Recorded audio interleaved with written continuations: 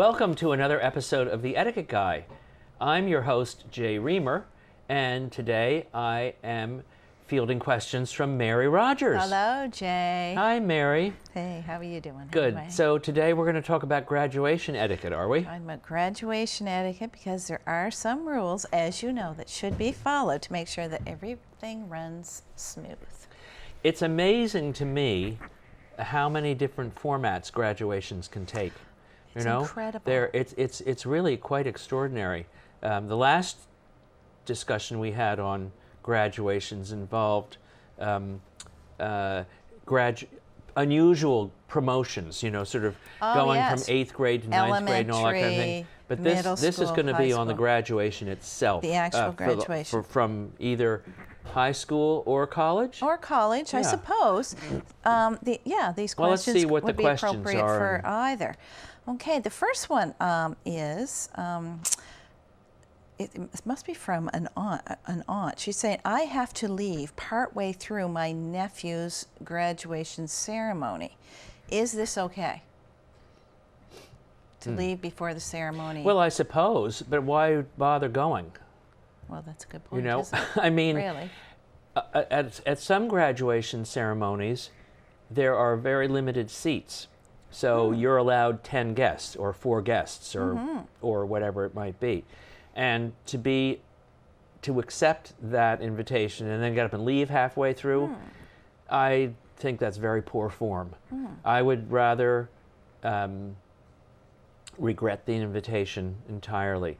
Now, on the other hand, to watch the graduating class come in and maybe your nephew will get his award or his diploma before you have to leave.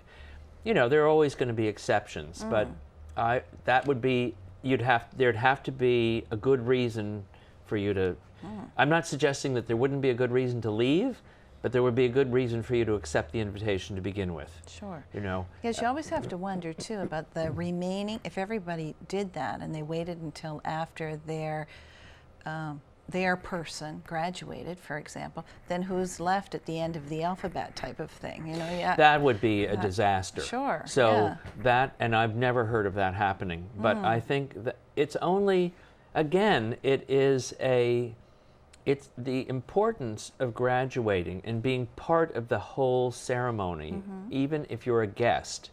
It's all part of the energy of the celebration. Sure. And it's an enormous accomplishment. I mean, we all went to high school, so we know how much work it takes. And today it takes even more. And I think that to be basically disruptive in the middle of that kind of a ceremony is inappropriate. And I think it's nice that you say, I'm going to have to leave. I mean, it's better than just getting up and disappearing, but not much. No. I mean, I'd say send a nice gift and be happy to look at the pictures afterwards. And you know, today so many people take videos of these things that you can see the whole thing. At your leisure. Yeah, really. Okay. On demand. On demand, that's right. Okay. This is a good question. Last year, my daughter graduated, and I missed the principal announcing her diploma because the parents of the graduate prior to her showed these outbursts of enthusiasm that just went on and on. This year, my son graduates. If the same thing happens again, what can be done? I don't want to miss my son's name being called. Well, usually names are called in alphabetical order. Sure. The list is printed in the program. So to miss your son's name being called would require inattention. However, if this did occur last year and you have a bone to pick, so to speak, with the principal, who's in charge, right? Then I would just have a private word with him and saying, you know, last year this happened. Could you just make sure that the applause has diminished so that we can hear everybody's name. You don't have to like whine about me, because nobody else heard your son's name announced or your daughter's name or whoever it was either. So if you couch it as we couldn't hear everyone's name as opposed to whining about your own little problem, you're likely to get a better reception from the principal. Sure. And he may not, or she, whoever the principal was, may not have been aware of this. I went to a graduation last year at, I had a nephew who was graduating, and he was graduating from my, not my alma mater, but a school that I went to through the 8th grade. Okay. A wonderful school, and it was a really fantastic graduation ceremony. And you know, there were probably 1,000 or 1,500 people in the audience, and there were maybe 50 graduates. So it was a well-attended big deal. Sure. And the principal was very eloquent. The person who delivered the people who delivered all the different speeches were just amazing. And what I was so fascinated too by was how beautifully spoken the students were. Okay. And I'm always amazed. It's a gift that I didn't have when I was that age. And I'm not suggesting that I even have it now, but to be able to deliver a speech with feeling and emotion and to hit on the poignant sort of markers that occurred to you when you were in high school. To listen to these kids talk is very moving, and so you don't want to miss any of it.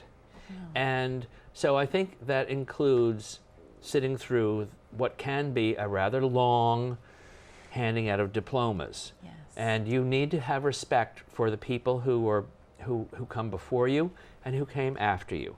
So as family members, keep things under wrap. I mean, the applause, sure. Yeah, remember that, you know, this isn't just one person graduating. You know, there are a lot of people in this thing, and you should, I mean, if I had a niece graduating and she was the first person to graduate in the family, I can understand perhaps a little bit elongated applause and celebration and all that. But you have to remember other people. Sure. And so that's the important part. But if that was a problem last year, speak with the principal, and because the principal, all he has to do is look at the group that are making all this noise, and they'll quiet right down. He doesn't have to do anything, just look at them until. Because I think this does happen, especially jocks. You know, when they graduate. You know, Who? the jocks, the sport jocks, for example, and you'll get this hoo, you know, in the audience, and these wild outbursts of energy, you know. And because I've experienced that myself, you know, at one of my university graduations, you know, so I kind of understand what this person I think is well, saying. it is a celebration, and you do want people in an upbeat, you know, mood, and they are going to have outbursts and everything. But if you are the MC, and there are different MCs throughout the entire ceremony, right? Yes. So if you're the MC as the principal at that particular moment, it's your job to have control over the crowd. That's just what MC. That's why you're the MC. That's their because job. You need crowd. Okay. It's crowd control. Okay. Yeah. So that's good. Okay. Yeah. A question here. I had a teacher that has made a significant impact on my education experience, and I want to give a gift to recognize my appreciation now that I have completed my schooling. What is appropriate? That's a great question. We all have teachers like that, hopefully. And I think, you know, and it is appropriate to give a gift after you graduate, not before, because then it comes across as bribery, which it is. So, but I think, well, it isn't necessarily, but it comes across that way. Can be perceived as such. Can be perceived as such, even if it isn't. I think, so you're asking what is an appropriate gift? What is an appropriate, yes, well, for I a think, student who could be anywhere from 18 or maybe even university graduate, 22, something like that. Yeah, I think give their proper something of a very personal nature. Either something that you've made yourself, if you're handy that way, and if you if you paint or sculpt or do jewelry or make clothes or any of that sort of thing, that's one thing. I think that if there is a particular, oftentimes when we have these mentors or these special folks in our lives, there is a moment that we can isolate to say, that's the essence of this person, that's why this person is special to me. And if you can find a book or a gift or something that relates specifically to that kind of a moment. Okay. It may be taking you through a rite of passage where you are trying to come to grips with your sexuality, or you're trying to come to grips with how you fit into crowds or your ability to make friends. Somebody will have said something to you where a light bulb will go off in your head and it'll be like, aha. And those kinds of moments are very special to all of us. Mm-hmm. And if one of your teachers has provided you with a light bulb moment, I think it's a great idea to acknowledge that. A book of poetry, anything that kind of will you want to give a permanent thing. You don't want to give a bar of soap or a bottle of wine or like a basket of cookies. Of sort. No, that's good for hostess gifts, but it's not good for this kind of a gift. Yeah. So this kind, and flowers would be inappropriate. Give them something that will last forever, so to speak, because your memory of them will last forever in your mind. So that's the way to go about thinking about this kind of gift selection. And even if you are not in a position to be able to afford what you might like to give them. I mean, you might like to give them a great big silver picture frame with yourself in it, with the date engraved. And if you can handle that, remember great. Me. Yeah, remember me. Yeah, remember me. But there are many people who, especially students, they have no money. No. I mean, they're minus sometimes. So what you do then is you write a beautiful note. Oh, yes. There is nothing like a handwritten note. And if you don't have beautiful handwriting, print. Okay. I think everybody can print, although I can't swear to it. They don't teach these things anymore. Oh. But I think that most people can manage to do that. And if you can't, type it out. Okay.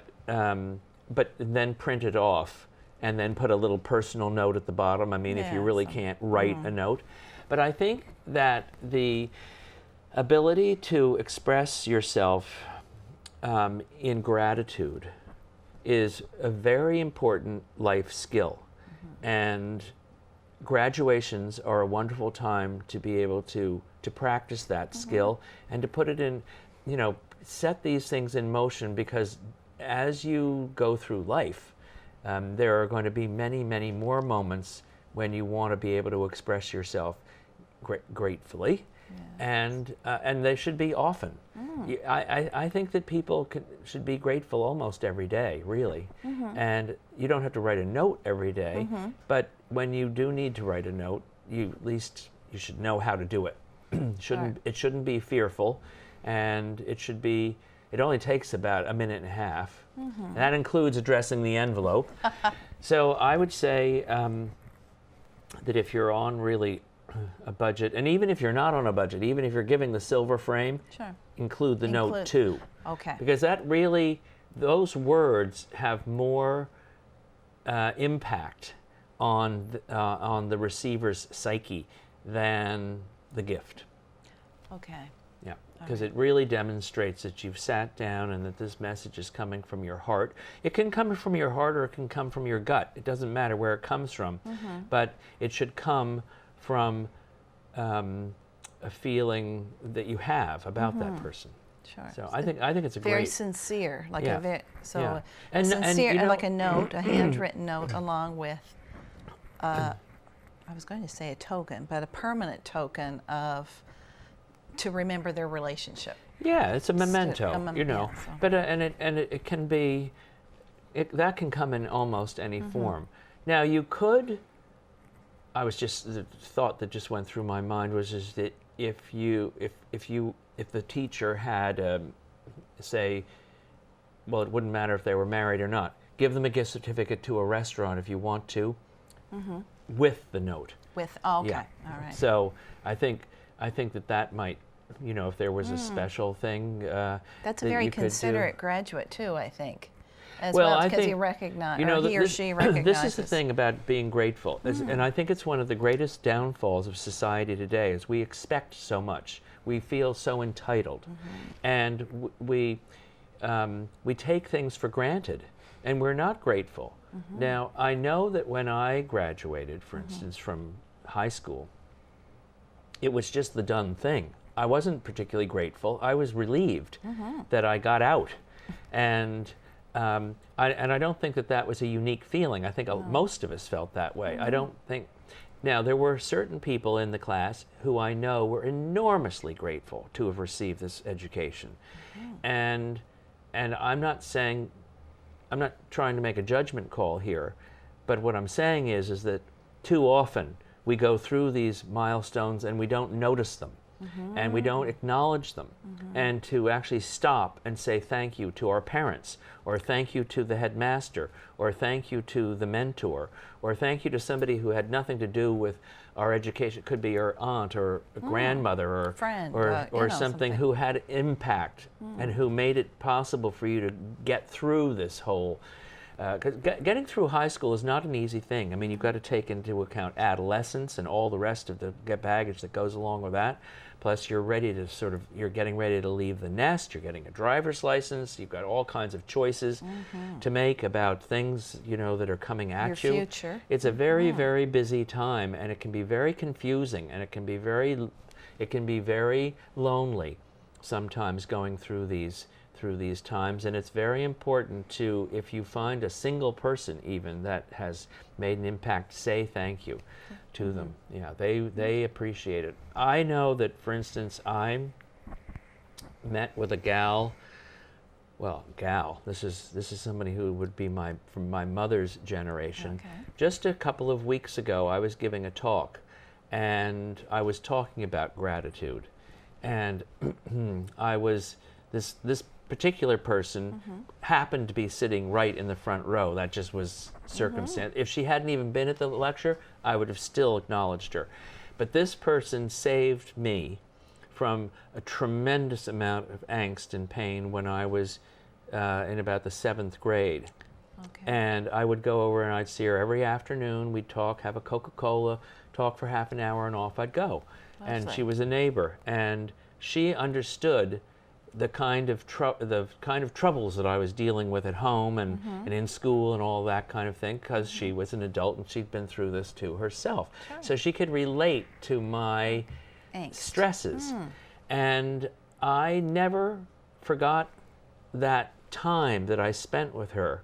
And it wasn't until many, many, many years later that I understood the significance of that time, and that I could actually express my gratitude. Okay. So it was really, I think it's really an important, very important thing. These people that have strong influences on us when we're in our formative years, they're like the little gems in our life, and they don't necessarily even know it. So acknowledging that is a huge perk for them, and it gives you an ability to show gratitude, and not just that this is just the way life is.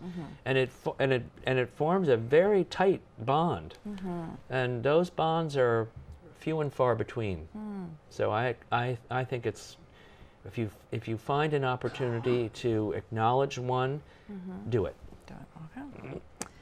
Let's see. Oh yes, here. This is a good one. What is the proper position of the tassel on the graduation cap before graduation, and then what direction should it go after you receive your diploma? Do you have any idea? I remember being schooled in this, and I defer. You know what? I honestly do not know the answer to that question, because I never wore a cap. Never at high school? No, and or I didn't graduation? I missed my college graduation, because I actually completed my studies 6 months early, and wasn't at the graduation. All right. And at boarding school, we didn't wear caps and gowns. You don't wear caps, no. So I haven't got the faintest idea. But I will tell you this. Yes. They will tell you before you walk in, They will tell you They how will it tell you. works. Well, I'm and so I know wondering- if it's on one side, you put it on the other. Yeah. Yeah. I'm just wondering if this question came from someone who is responsible for overseeing, the parade of graduates Well, and what they're supposed to be wearing. There's a 50-50 chance of being right, and I would not leave this one. I would look it up in a book. You can get Okay, this you can. information online. Okay. And I just do not know because I never experienced it, and Okay. no one has ever asked me that question before. Oh. But I can assure you I will know the answer in about a half an hour. Oh, you're going to check it out yourself, yeah. Well, and I'm just trying to remember. I almost think I started out on the right, and it went to the left after. Yeah. You would think I'd remember that because I've worn 3 different times. I've had a cap on my head, and I can't remember. Well, I'm guessing you got it Obviously right. not. Did you ever throw your cap in the air? Yes. And what twice. happened to it? Was that the end of it, or did That was it the end actually of come it. back down and you caught it like a boomerang? Oh no, I didn't catch it. I think because it's all it's part of the ceremony. Everyone does it. My high school graduating class, there were over 900. Yeah. And then an undergrad at university, there's 800 or 900, and then a master's. I mean, it was significantly less. However, there were I remember this huge, all this drama of the black hats in the air, and Yeah. I think they just fell to the ground. Right. And then And I then think they what? were just left there. Yeah, I guess so. Well, the person who hands out This the is going back a programs. few years too, so I'm trying. Well, anyway, so I don't know the answer to that one. Okay, Yeah. no, that's no Yeah. problem. All right. It's always to be said. It's always best to be, to admit Yeah. and find out. Right. That could be another show. Yeah. Oh, by the way, we have an answer for that Yeah. question. I'm giving money to a high school graduate as a gift. What is an appropriate amount for today's culture? Well, I think that similar to wedding present, cash gifts, I think that it depends on your ability, on your financial ability to give, and on your relationship with the graduate. Okay. So if you are particularly close to the graduate, you can give a nice cash gift if you can afford it. There's no obligation. The amount of money is not dictated by any rule. Okay. So I think that in general, I think today, if you're going to give cash, I would say you give $50 or more. If you want to give, if you want to give a gift that is less than that, don't give it in the form of cash. Give it in the form of, say, a gift certificate. That's if you're, like a if gift you're card. close to this Okay. person. Now, if this is just a situation where you were invited because you're close to the mother, or there were extra seats, or you have a sort of a distant relationship, or maybe you did some nice gesture to this graduate, and so you want to give them something. I tend to give phone cards or gift cards. Oh. They love that kind of thing. And you could, I suppose, put a $20 bill in a card. Nobody's gonna think of you as being a cheapskate. But I think if you want to give cash as a gift because you just don't know what, and let's face it, graduates, well, when I was a graduate and when you were and today, need money. Sure. And so I think if you want to make a statement with cash, make a statement. Otherwise, cut back and just give a smaller gift or something like. But I would think $50 would be very generous. And I think that the sky's the limit. Give Like after that, give like 4 years 50. of college would be fine too. Sure. But Okay. that would Yes. be a substantial gift, and people do that. There are people who do that, and I think that that's wonderful because I think that an education is a really important thing, and people need to be encouraged to. Now, I'm not suggesting that everybody go to an Ivy League school, because obviously everybody can't do that, and I'm not even suggesting that everybody go to college or university, because not everybody needs to do that or has the ability to do that. Or even the interest. But there are really. a lot of people, because there are a lot of people who may go to community college and learn a trade, and we need more of that actually rather than less. So I think, and then there will be graduations after that, and they are handled exactly the same way a high school or college graduation would be. So I think I think cash is a good thing. I would rather give cash at a graduation than I would at a wedding. Okay. I think that right. it's a different thing, and it's a topic that we won't really get into, but I think that it comes down to need and acknowledgement. And graduations are not about a bonding of a couple. They're about an individual person achieving a certain goal. And I think cash acknowledgement is fine for that. I think it's not so good for weddings, but that's my old stick in the mud traditional point of view. And that... Oh, okay. Oh, I was going to just ask you one little bit. One more quick one. Okay, well, just on top of that, Oh, yeah. would a high school graduation, would you receive less money than a university, I guess? So if you gave $50 for a high school, would it be appropriate if you were invited to the university to give $100, for example? Should there be a difference? I don't think there needs to be a difference. Okay. I think, to be honest with you, I think high school graduates need the money more than college graduates. Although with college graduates, you know, because they're getting into the job market, so to speak. Now, even though they may be about to get married and raise a family, that's not anything to do with graduating. So I don't think there does need to be a differentiation. Okay. I think that there generally tends to be a more generous gift given, but there doesn't need to be. Okay. Yeah.